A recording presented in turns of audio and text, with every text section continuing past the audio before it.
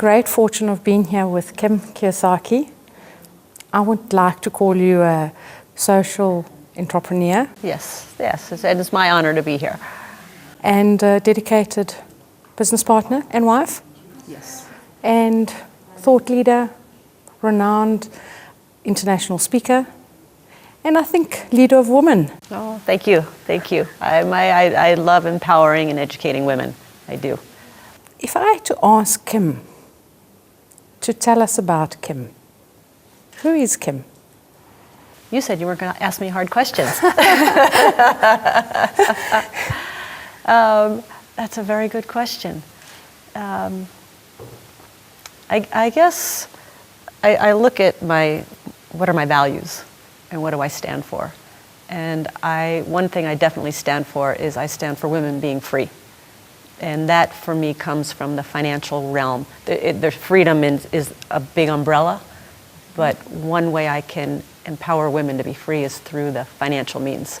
So I say that financial education for women is our self-defense, because oftentimes women find themselves in bad marriages, toxic marriages, or in a job they hate, but they do it because of the money. They're afraid to leave a bad marriage because they don't know if they can take care of themselves financially. So I'm very passionate about empowering and educating women about money, but on the bigger level, I'm very much into empowering women in you can almost say in the spiritual realm, because it's all about lifelong learning for me. It's about personal growth. It's about always improving, always being better. My biggest fear is that I get bored or that I stop moving, because once you stop moving, you're either growing or you're dying. Yes, There's no in between in my world. So I want to make sure that I keep growing and I keep learning, and that's how I can be of best service. I also like to have fun. Yes, that's good. That's good. And I also like to compete. Yes. We're at the Women Achievers Congress here in Africa at the moment, and we've been listening to you talk for the last 2 days. And I had a feeling that this would be relevant to... I have this on my phone. Oh. Okay, I have this on my phone. The woman who follows the crowd will usually go no further than the crowd. The woman who walks alone is likely to find herself in places no one has ever been before. This was by Albert Einstein. Interesting.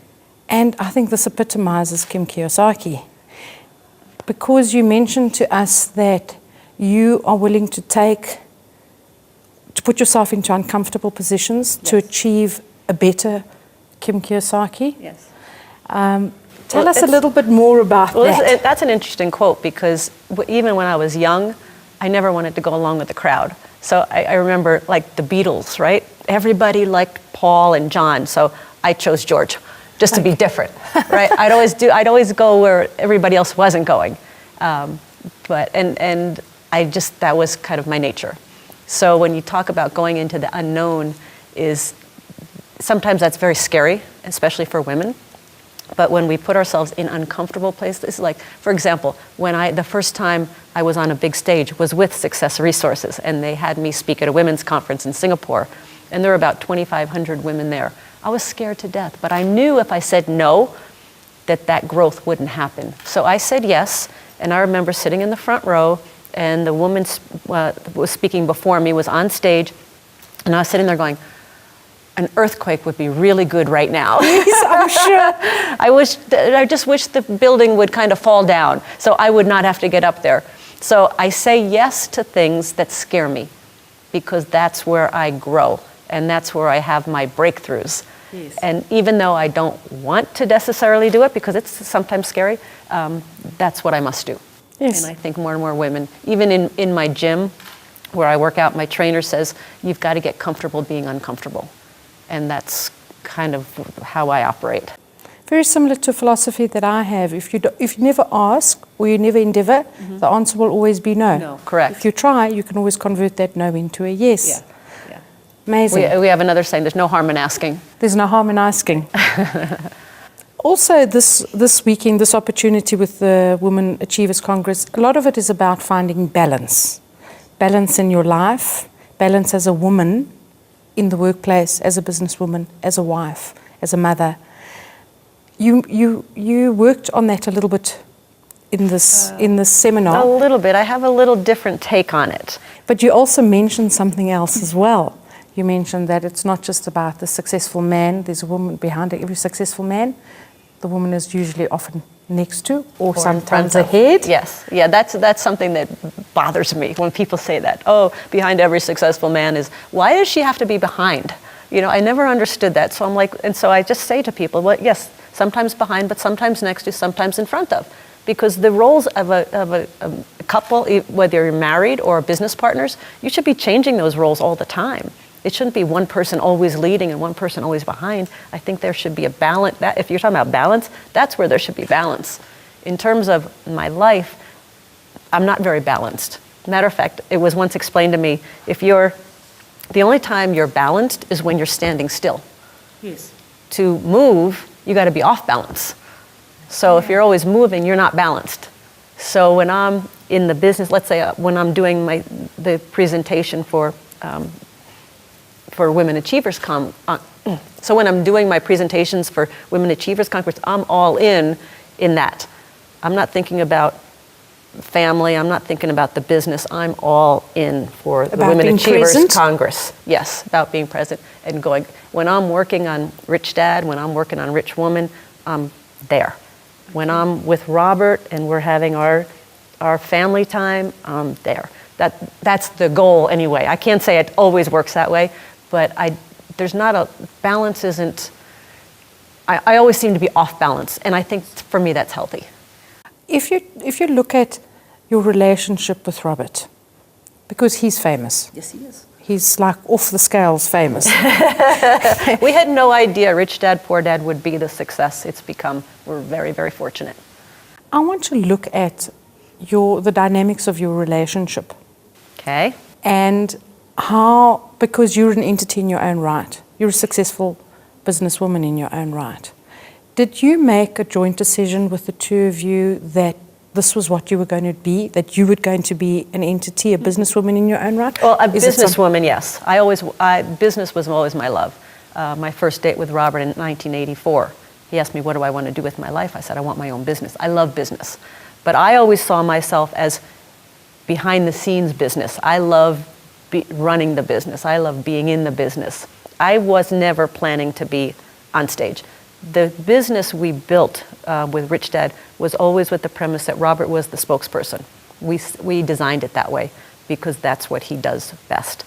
So we designed it that way. It was never really my intention to create my own Rich Woman brand. That happened organically. That happened out of women coming to me, asking me questions, telling me different issues they had. And the more I traveled with Robert and doing Rich Dad, I saw that there was a tremendous need and a tremendous void in financial education for women.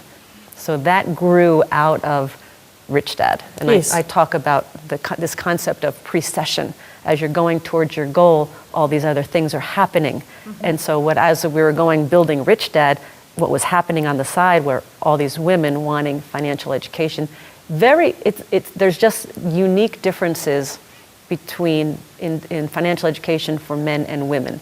You know, the how-tos of investing, the how-tos of managing and growing your money, that's the same. But as we've seen this weekend at Women Achievers Congress, some of the issues that women face at home, at work, around money are different. Why do you think that women have these issues? Is it about their own self-belief? Is it about society? Is it about patriarchal societies? What is it? What have you seen? What are the trends? I think it's a combination. I think it goes back to early on, most of us have not been taught to know much about money. We haven't been taught anything about investing. We've actually been taught to depend upon somebody else, be it a husband or a family member or the government, to take care of us. Mm-hmm. So I think it starts there. Once women get a taste of financial education, then a lot of it is their mindset and how do they then make that transition from having very little information to I'm now going to take charge of my financial life. And then what comes up are all the issues around that with family and husbands, and sometimes men get threatened by that, sometimes men support that. Now, I'm very fortunate. Robert is always, one of the things that's worked for Robert and me very, very well is Robert has always pushed me to go beyond where I think I can go. You know, and that to me is a true partnership. That to me is a true marriage. And I want to do the same for him, and I trust I do that for him too. So that's not always the case in marriages. And if there is a lack of self-esteem, whether it's with the man or the woman, that tends to cause tension when it comes to money. What advice would you give a woman that's tried everything to actually become a person in her own right, successful, but does not have that support? What should she do? If she doesn't have the support of a family member or a husband? There's benefits to being married, and there's benefits to being single. Sometimes your spouse can be your greatest asset, and sometimes your spouse can be a big old liability. So I know a lot of women who have gone out and taken steps and had failures. Your failure, in my opinion, your failure can become your greatest asset if you learn from that failure. If you look at that failure, look at that mistake you made, and go, okay, so what didn't I know? What do I need to learn from this? And take that, and then those failures and those mistakes ideally would propel you to get better, to get smarter. You know, it's like I see people who fail at a business, and they go, I'm never going to do that again. I'm like, what a waste of a great failure. Yes. I mean, you've just failed at something. There's a lot you didn't know, and there's a lot for you to learn. Now you take that, what you learned, and you put it into your next business. But for people to say that mistakes are bad and try to ignore it, that's criminal. I mean, that's probably the worst thing somebody can do. Make a mistake, not admit they made a mistake, or fail, and not look at, just try to brush it under the rug, pretend they didn't fail. They don't learn anything. They don't learn anything. Yeah. They don't move on. They don't grow. They don't move on, no. If I look at your success as a woman, as a businesswoman, and Robert, your relationship, we can look at another couple that's pretty damn successful themselves. Richard and Veronica? Yes. Yeah, they are. Yeah, they're a great role model for marriage, great role model for business couples. Tell us a little bit about your relationship, how it all started, how it's grown over the years. It's a fantastic, well, actually it started, I think it was 1995 when we were in Phoenix, and we were down in this little town called Bisbee, Arizona, and I got this call, and he says, hi, my name is Richard Tan, and I have this company, and we're doing this thing called National Achievers Congress in Singapore, and I've been looking on the I've been looking on the internet, and I've seen Robert's name in different places, and we'd like Robert to come speak. So this is 95. This is after we had just finished our earlier business. And so Robert agreed, and we flew to Singapore, and it was the very first time, because Rich Dad Poor Dad was not out yet. We published that in 1997. But it was the first time that Robert ever presented the lessons of Rich Dad Poor Dad on stage before the book. Yes. And so we have traveled all over the world with Richard and Veronica. Number one, they're just fantastic people, number one. We trust them completely, and we love them as business people, but more importantly as friends. And so we have such a great time. And for Veronica to have this dream of putting this Women's Achievers Congress, I'm all for it. Let's go do that. So it's been a blast, and we've done it in London now, and we've done it in Johannesburg, and I trust we'll do some more of these around the world. Well, that's fantastic. I think it's going to be an absolutely awesome success. Yeah, I would love it. And we need it. Women need it, and women. What we need really is women. We need more female role models. Yes. And there's a lot of women here in South Africa. They are role models. There's a lot of role models in that room right now, and they just need to step up, rise up. We could say it's rising time. Rise up and really own their genius and own their knowledge, and start sharing that with other people, especially other women. Absolutely. I want to just talk a little bit about Success Resources, just for the women that don't really know about Success Resources and the programs and the events that they have. Can you tell us a little bit more about them? Yeah, I think the person who is attracted to a Success Resources event is someone who wants to make their life better. Very simple. They're striving to improve their life. And they're open-minded. They want to learn. A lot of them are lifelong learners. And it's so enjoyable to teach to a group of people that are eager to learn, that are hungry to learn, and that you don't have to fight. You know, every once in a while in other events we've done, you know, you get those people in the room that are sitting there like that, like, prove it to me, prove it. And here they're just open, they're eager, we can move really fast, we can teach, you know, we don't have to go through the basics because they're already up to speed on a lot of the things that we're teaching. So it's an enjoyable audience that Richard and Veronica provide every time. And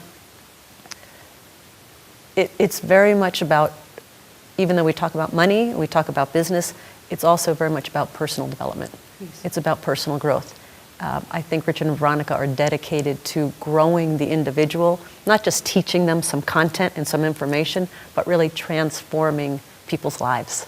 And that's what attracts me to them, and that's what attracts Robert to them, because we're not just about giving out information, we're really about life transformation. Let's touch a little bit more on that transformation thing. I've met a lot of people that think that this whole thing is all hocus pocus and don't get it. Yeah, yes. What is it about self-development that actually can make a difference to a person? Oh boy, I don't know how people survive today without doing some work on themselves. Self-development's a very big word. So there's different practices that people can use for self-development. It can be attending seminars. It can be reading books. I have personal development coaches who, when I have a problem or an issue, I go see and we work through it. It can be meditation. It can be journaling in a book. Anything that gets you to look inside at yourself, because I think too many people, especially the world today, everybody's blaming everybody else for everything. And if people would just take personal responsibility for what happens in their lives and say, here's where I'm at cause with this, the world would be a much calmer, peaceful place. But as long as people want to keep blaming everybody else for what's happening in their life, then they're not ever going to be in control of their life. I like to be in control. And so when something happens that I didn't anticipate or that maybe I'm not all that happy about, I don't want to go blame somebody else. I want to look inside and say, where am I at cause here? Where am I responsible?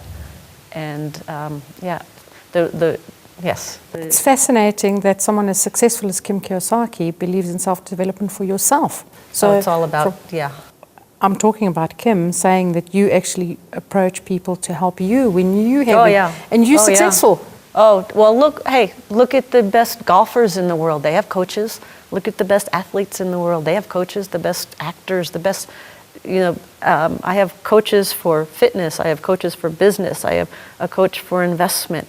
We have a coach for our personal development, for our mind. I sometimes you get blocks and, you have things that happen, and sometimes this mind can be an asset and sometimes the mind can be a liability. So I just want to use every tool possible to be the best I can be.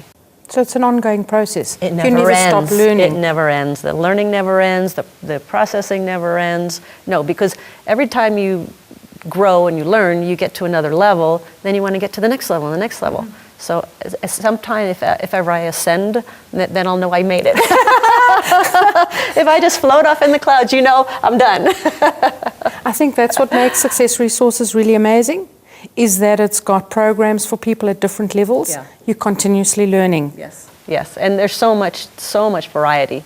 There's business, there's investing, there's personal development, there's all sorts of categories and subjects that Success Resources provides.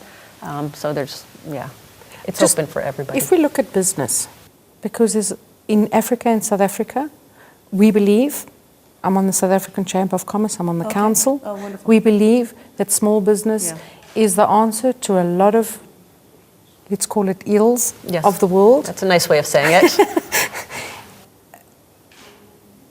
Business owners, business people need to learn more about how to effectively run their businesses. Mm-hmm. What advice would you give them? Well, number one, I agree. Entrepreneurship, I believe, is the solution to this economic crisis that is worldwide. That's one of the solutions. And in South Africa, I really, really support. I was just talking to a woman recently, just a few minutes ago, that empowering women to start small businesses is a passion of mine. I love that idea because it puts them in control of their money. It puts them in control of taking care of their family. I don't believe a job today is security at all, especially where people are being fired right, left, and center, and so much of the business world now is totally based only on the money, the bottom line outcome. I love money, but that's not my goal. My goal is not money. My goal is, education. Mm-hmm. If I do a good job, the money will come. So in terms of entrepreneurship, a couple things that I recommend for people in business. Number one is to ask yourself, what's your purpose for being in business? Mm-hmm. Why are you in business? What is the purpose? If the purpose is to make money, your business probably isn't going to do that well, because as an entrepreneur, as you know, yes, you're going to face problems every day, and you're going to be up against the wall, and there's going to be obstacles, and there's going to be hardships, and you got to be strong to get through all of that. And it's also, talk about personal development. Yes. It's a great, great fast track to personal development. But if you don't have a strong purpose for your business, then when those tough times come, you're going to quit. So you got to have a strong, strong purpose for your business. And number two is, how big of a business do you want?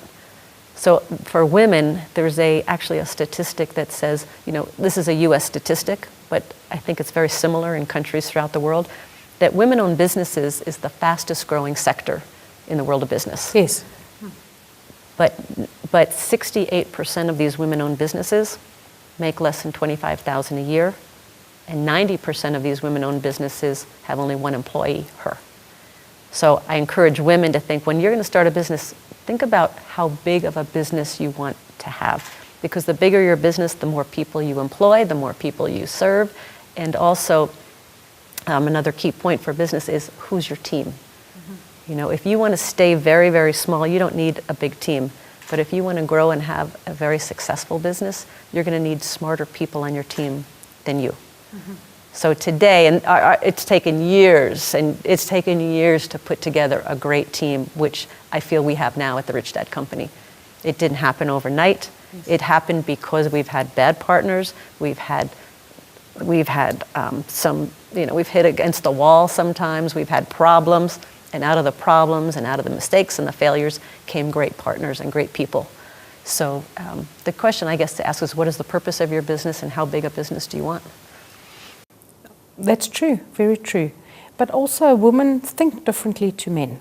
So a woman owner, business owner, I don't know, is more caring, has more social aspects involved in a business, is the backbone of economy, I believe, is the backbone of a country. Mm-hmm. And we need to empower them to do that. I think so. I think in general, and this is a very general statement, but I do believe women are more nurturing. It's like when I talk to women who are investing, they want to create, let's say they're in real estate, they want to create a nice environment for their tenants. They want to, in business, the women business owners that I know, they want to create a great environment for their staff and their employees. And also, I just think that piece has been missing a bit in business. And what they've also found is that women who are on boards or in the executive branches of companies, these are like Fortune 500 companies, those companies with women outperform the ones that do not have women in those positions. So there's something to be said. Yes, have they discovered why? Have they done the research behind it? I don't know that there's really a why behind it. I don't know that they've gone that far, but that's a good statistic. It's an excellent statistic. Yeah. One last question. Where to from here for Kim? Not for Robert and Kim, for Kim. It's interesting because right now we've built a great team at Rich Dad. I'm pretty much out of the day-to-day operations. So I'm actually at a point right now where I'm going, okay, so where do I really want to spend my time and my effort? What is it I really want to create? It seems to keep building on the women education piece. And I'm going to just keep saying yes. If Veronica keeps inviting me to these events, I'm going to keep saying yes. I've had a few. It seems to be that the whole women empowerment, specifically around business and money, is really gaining momentum throughout the world. And as long as I can serve that niche, I'll do that. I want to thank you very, very much, Kim. Thank you. Thank you. It was my pleasure. This has been great. I'm going to need to speak to you more because I'm very passionate about women in business. Perfect. Thank you very much. You're the best. Thank you. Thank you. Thank you.